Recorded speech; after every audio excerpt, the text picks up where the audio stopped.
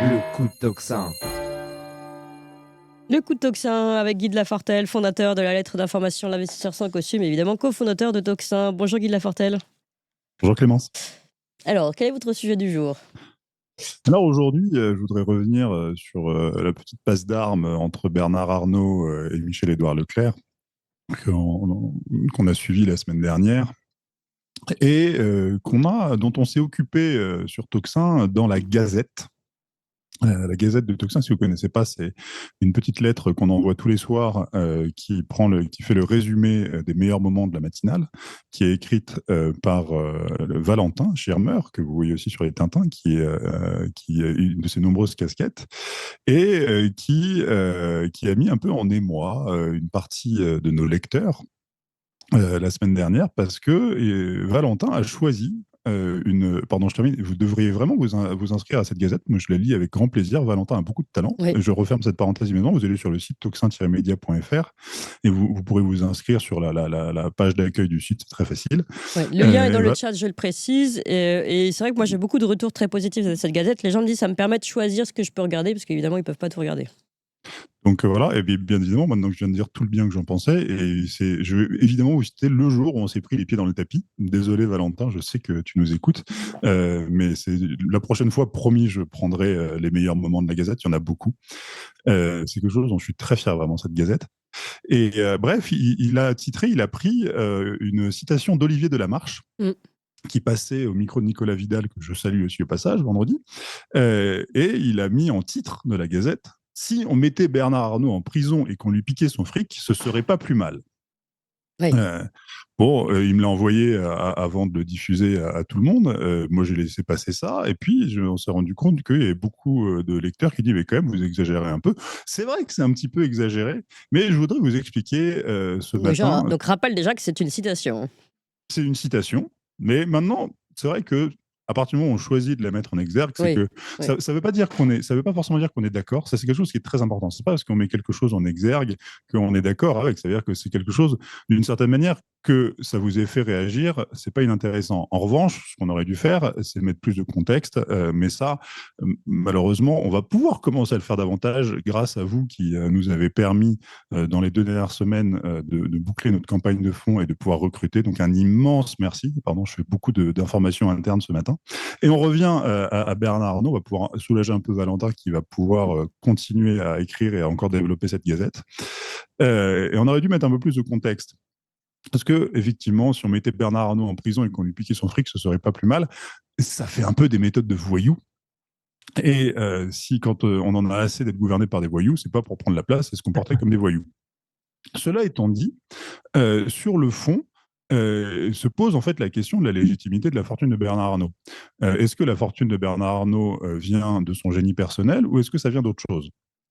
Et d'un point de vue purement macroéconomique, on peut analyser qu'une grande partie des fortunes actuelles ne vient pas tant du génie des patrons qui portent ces entreprises, mais de conditions financières extrêmement favorables depuis une vingtaine d'années. Parce qu'après tout, Bernard Arnault, au tournant des années 2000, était un entrepreneur qui avait plus de dettes que de patrimoine.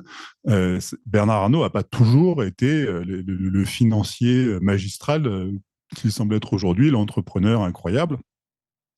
Et aujourd'hui, on est dans un moment où le fait d'avoir eu pendant très longtemps des politiques de taux bas ont favorisé énormément forcément le crédit, et ont permis à des gens comme Bernard Arnault de pouvoir se financer à des taux défiant toute concurrence et de développer leurs entreprises pour pouvoir acheter. Ça ne veut pas dire que Bernard Arnault n'a pas de talent, ça veut dire que sur ces 200 milliards et quelques de fortune, vous ne pouvez pas mettre toute cette fortune sur son simple talent. Et surtout, vous ne pouvez pas imaginer que parce que bien évidemment, que la première chose que veut dire M. Bernard Arnault, c'est je suis le premier employeur privé de France, arrêtez de m'embêter. J'ai pas eu le temps de vérifier précisément, parce que c'est pas si simple à faire, mais il me semble que Sodexo a peut-être plus d'employés que LVMH, mais je suis pas exactement sûr que ce soit vraiment le premier employeur privé de France. À voir. Mais c'est de se dire, le succès de Bernard Arnault crée des emplois et fait tout un tas de choses. Et Oui. ça c'est faux. Ah. Ça, c'est faux pour plusieurs raisons. La première raison, qui est extrêmement simple, c'est que plus Bernard Arnault est riche, plus les Français sont pauvres. Bon, c'est pas vrai que pour Bernard Arnault. On pourrait faire pareil avec les grandes fortunes mondiales. On a aujourd'hui une décorrélation entre le destin des grandes fortunes et des populations qui les soutiennent. Donc, de manière assez simple, la fortune de Bernard Arnault, on parle généralement de ruissellement. Et on a un peu de retard là-dessus, parce que le ruissellement, le trickle-down economics, comme on dit en bon américain, c'est un concept de Reagan des années 80, qui est de se dire il ne faut pas avoir peur des gens riches, parce que les gens riches, derrière, ça ruisselle sur les autres. Et ça, on sait que c'est faux, mais on sait, c'est radical on sait que c'est faux. Et que c'est pas parce que vous êtes un très gros employeur en France que la somme de tout ce que vous faites est positive. Et il y a plusieurs façons par lesquelles ça passe, ces choses-là. Et notamment, dans quelqu'un comme M. Arnault, et plus généralement le secteur du luxe, c'est quelque chose qu'on voit assez peu. Mais quand on regarde les grandes capitalisations françaises, si on regarde le CAC 40 depuis une vingtaine d'années, il y a eu une transformation qui s'est faite après 2008, qui est que, alors que c'était généralement les grands pétroliers, c'était Total, et des grands industriels qui étaient à la tête du CAC 40, eh ben, depuis, ça a commencé après 2008 et depuis, je pense, une petite dizaine d'années, ce sont les groupes de luxe maintenant qui sont les plus grosses capitalisations du CAC 40. Et LVMH en tête. Et aujourd'hui, il y a eu une structuration et le marché du luxe mondial est tenu par ces grands groupes français, ce qu'on appelle parfois les calls, pour Kering, Hermès, L'Oréal et LVMH, bien évidemment. Et les groupes français détiennent un quart du marché du luxe mondial. C'est un peu comme les GAFAM aux États-Unis, qui détiennent aussi à peu près un quart du marché des nouvelles technologies. Et ça, quand vous êtes LVMH, et que vous êtes votre premier marché mondial, c'est quoi? Ce sont les États-Unis, que vous faites 28% de votre chiffre d'affaires et de vos profits aux États-Unis, vous êtes sur un marché absolument essentiel. Et aujourd'hui, vous avez des gens comme Bernard Arnault qui reviennent des États-Unis, qui viennent nous dire oh, regardez, on revient des États-Unis, c'est vachement bien les États-Unis, et vous, en revanche, en France, c'est un peu la douche froide. C'est littéralement ce qu'il a dit. Mais il pourrait être très mécontent contre Donald Trump, qui va lui mettre des droits de douane pas possible. Parce que ça, il n'en parle pas. Mais il est coincé comme c'est pas possible, parce que le principe du luxe français, c'est qu'il faut que ce soit fabriqué en France. Donc lui, il est coincé. Il va bien pouvoir essayer de développer un peu Tiffany et ces entreprises américaines, mais il peut pas. Il peut pas aller développer du Louis Vuitton. C'est le Made in France qui vend.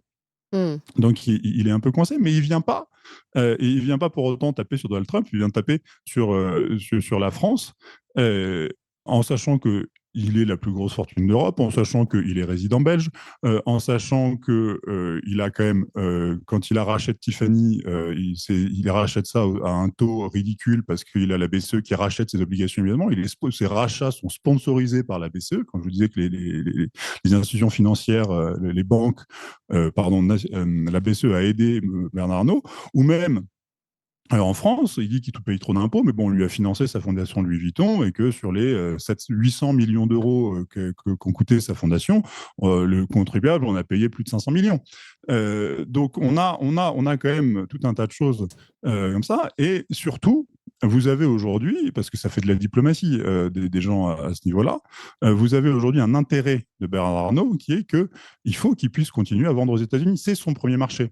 Oui. Et donc, vous avez une sorte d'accord tacite qui est de se dire, bon, ok, nous, on vous laisse les nouvelles technologies, et donc vous pouvez submerger avec vos produits, puis nous, on n'aura pas de géant national ou même européen, mais en échange, vous me laissez le marché du luxe. Oui. C'est un peu ça, c'est-à-dire que c'est de la diplomatie.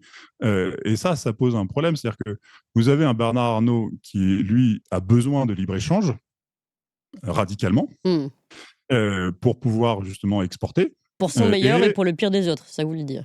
ce que je veux dire, c'est qu'il faut faire un choix et que Bernard Arnault voudrait forcer un choix libre-échangiste. Et effectivement, à partir du moment où vous êtes dans un monde de libre-échange, vous devez vous insérer dans l'économie mondiale. Et dans l'économie mondiale, eh bien, vous avez des risques et vous avez un jeu et vous êtes obligé de vous soumettre à une certaine rentabilité des entreprises. Sinon, vous vous faites racheter, vous êtes obligé, vous avez tout un tas de contraintes. Et ce qui est totalement vrai, c'est que Monsieur Lombard, à l'économie, fait comme si il s'en foutait, comme si on était en 1980-1990, que la Caisse des dépôts était l'institution financière la plus puissante du monde, et qu'on n'était pas en milieu ouvert. Mm. Et quand Monsieur Breton vient dire il faut que, il faut que les entreprises acceptent que leur rentabilité baisse, on s'en fait pas pour la rentabilité de LVMH. Hein. Vous prenez la maroquinerie qui fait les trois quarts de son bénéfice. La maroquinerie, c'est 15 milliards de bénéfices pour Oui. moins de 40 milliards de chiffre d'affaires. C'est des trucs, ça fait 40% de taux de marge opérationnel. C'est un truc de dingue. Donc, quand Bernard Arnault vient expliquer que les taux de marge, vraiment, c'est compliqué de taxer les entreprises comme ça,